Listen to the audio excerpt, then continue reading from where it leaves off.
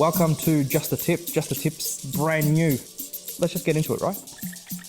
That might make a really nice tyre dressing applicator. The most important thing you can do to maintain your car is wash it correctly. And the most important thing to do is not create any swirls.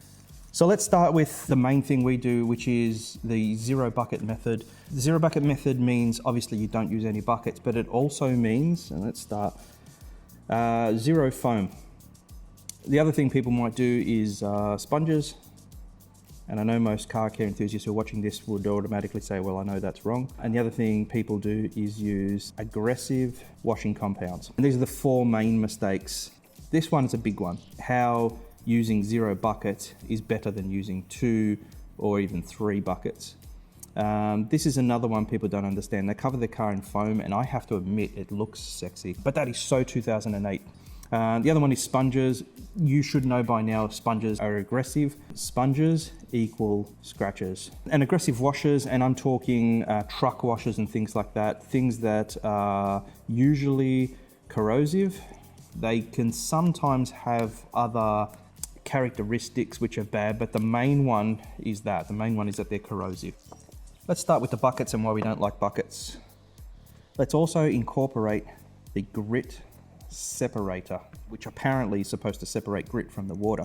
So this is your water, and this is supposed to be your grit underneath the grit separator. That's what's supposed to happen, apparently. We can't find any evidence of this happening, and that's the main issue. These particles don't remain underneath the grit separator. Grit separator has large holes, and it's designed to keep things like olives underwater so you can preserve them. It's not designed to keep these particles, which are roughly 1 to 10 micron in size. They go under this sometimes, some of them do, and then they come back out the other way, just like they went through it. This grit separator here isn't a magic one-way valve. It is a piece of plastic that's made for another industry, preserving fruit and vegetables under water or oil, and it's been adopted for the car care industry because it sounded like it would work and it sounded pretty cool. And it's perpetuated in our industry because it makes money. Also, these particulates, especially at 10 micron already, but especially if they're smaller than 10 micron, and these are the particulates, the sizes that are creating swirls. This size here. These float around in the water. They don't fall to the bottom. They're too light to fall down to the bottom. As soon as you dunked your mitt in and had any movement in the water, those particulates would move around again and they'd be back up in your wash mitt. Okay, next is foam. Foam usually contains SLS or a version of it, like SLES, which isn't any better. Don't let anyone tell you that that's magically okay, even though this one's bad. If that is just a variant of that. Foam's not necessarily a bad thing. It's a good thing. In hair shampoo, which I don't need because I'm awesome.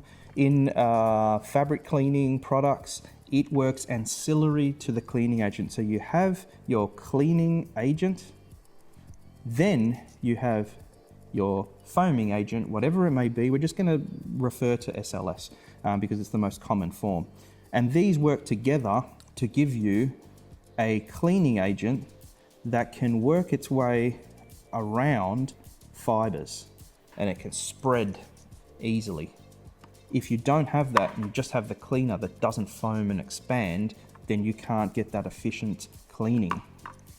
Now that's all well and good if you're cleaning fabrics, but if you're cleaning paint, which is glossy, if you're cleaning glass, if you're cleaning chrome, etc., you don't need an expanding ancillary agent in your products.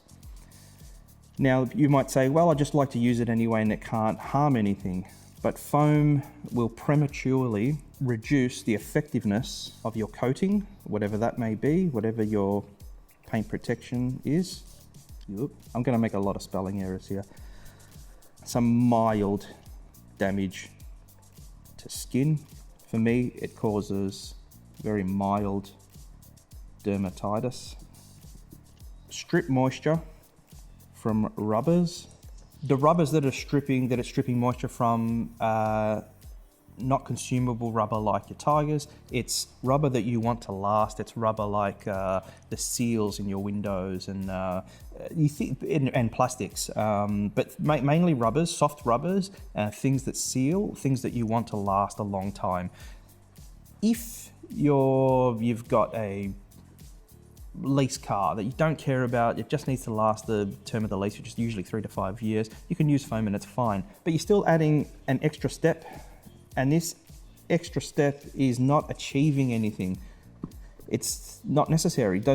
Why add an extra step and add extra time and environmental impact and money for no reason? And if you say, well, I don't care about the environment, well then the dollar's in your pocket.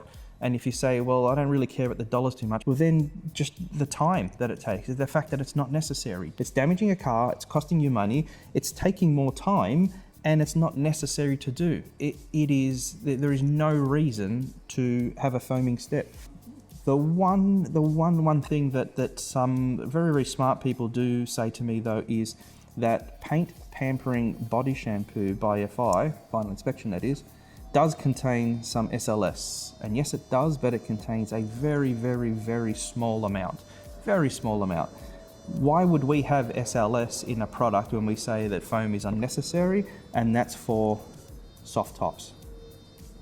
Some cars still have soft tops and you need just a small amount of foaming agent to help you clean that soft top.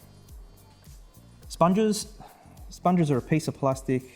Sometimes it's exploded foam, but let's not go into it too much. They contain these little cells. These cells are impossible to clean. They harbor particles. They are super aggressive. So the friction generated by rubbing a sponge across a surface is going to create a lot more swirls than if you had a microfiber, or even better, a nanofiber, which is what we use. The other thing we want to talk about is cleaning the wash mitt. A lot of people say, well, if you have a wash mitt, this is your microfiber or nanofiber wash mitt, and here's your cuff. A lot of microfiber wash mitts have a cuff. We did have a cuff and we got rid of it because the cuff is not microfiber, and therefore what we did was we just inserted it inside the microfiber wash mitt, and that reduced the chance of that cuff ever coming into contact with the paintwork and scratching it.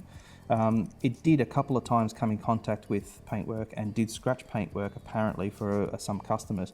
One particular customer got back to us and said had a particularly high vehicle, and as he'd washed the roof, the cuff would rub along the pillar and he was sure it was creating some swirls. So we said we'll have a look at removing the cuff somehow, and the best way was for him, we said just tuck it inside, and that will help you. Every time you pull your hand out, the cuff will come back out, and that's annoying, but we'll fix that. And we did. So we basically sewed it inside to the inside of the mitt, and that's resolved that. Now, cleaning this, if you don't dunk it into a bucket, how are you going to get it clean? Best way to clean a wash mitt is not to dunk it in a bucket of water and have it constantly fill up with the same particles that are floating around in the water. This is a self-contaminating issue.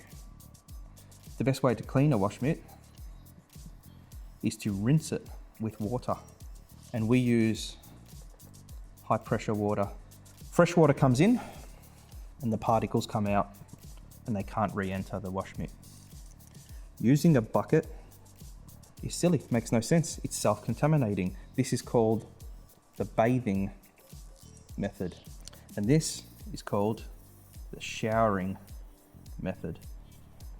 You shower the wash mitt with high pressure water, and it more effectively, because it's high pressure, dislodges the particles and pushes them out and releases them from the wash mitt. Here, you're just dipping the wash mitt into a bucket full of particles, and this bucket slowly gets filled up with more and more particles. This, if you got it clean, would actually become more dirty, dipping it into the dirty water. And you say, well, I can have 2 buckets, right? 2 buckets, and this water would be cleaner than this water. But you could also have 4 buckets, and this bucket would be cleaner than this bucket, which would be cleaner than this bucket, which would be cleaner than this bucket. And you could also go all the way down to a gazillion buckets and have water that's still not as clean as this.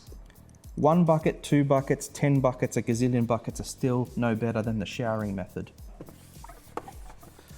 I hope that helps. It's really straightforward. I'm being a little brutal, a little too blunt and simple, but I think I just want to get through the information very, very quickly, make sure I get as much information over to you in as short amount of time as possible.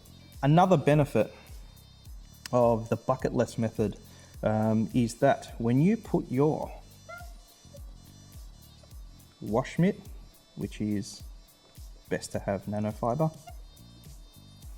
down on your painted surface, and you spray your wash mitt with your body shampoo.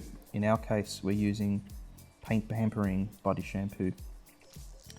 Your body shampoo leaves itself between the wash mitt and between your paintwork and is effectively a lubricant. This gives you some suspension and it gives you undiluted cleaning power. When you have your wash mitt and you have your painted surface, heavily diluted body shampoo, which you poured into a bucket and diluted in 10-15 litres of water, this is providing you almost no lubrication. It's so heavily diluted. It's also full of particulates. It's dirty. And what that does, what the lubrication and the suspension does is, if you have these particulates here, I got to use the magnets, so yeah. These particulates are sitting in, and these particulates are about 1 to 10 micron usually, and these are swirl causing particulates. These particulates are sitting in your lubrication layer, and your wash mitt isn't really pushing down on them, theoretically. Okay, your nanofiber wash mitt is pushing down on this lube layer, which is your body shampoo, which is undiluted because you're applying it directly to the wash mitt. And it's giving you some suspension. So you've got your paint, you've got your nanofiber, that's your wash mitt, and you're pushing down, and in between these two, you've got a nice thick layer of body shampoo. So these particulates here are just pushing around in the body shampoo before they eventually work their way up into the wash mitt, and then the wash mitt is cleaned of particulates. Remember we said the water goes through, it's a showering method, and these particulates here fall out of the wash mitt. Your wash mitt is then clean. What happens when you use a bucket and you pour your shampoo into the bucket is you have your paintwork, you have your wash mitt, you have your particulates, and your particulates, because you don't have any lubricating or suspended layer, you have your particulates move down into the paintwork and they create scratches or swirls. Let's call them swirls. Why would I care that I have these in my paintwork? Well, this is gloss, right? So if you get a gloss meter, which has 2 lenses and they're both at 20 degrees. Yes, that's not 20 degrees.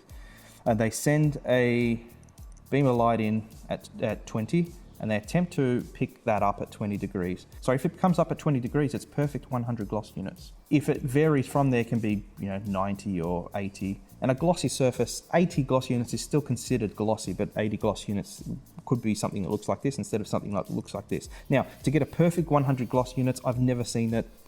Probably technically possible, but almost impossible. We usually, once we finish paintwork correction, we usually achieve 95 gloss units. Also, when you go into the sun or a strong light source and you see swirls, and a lot of people say swirls are those circular scratches.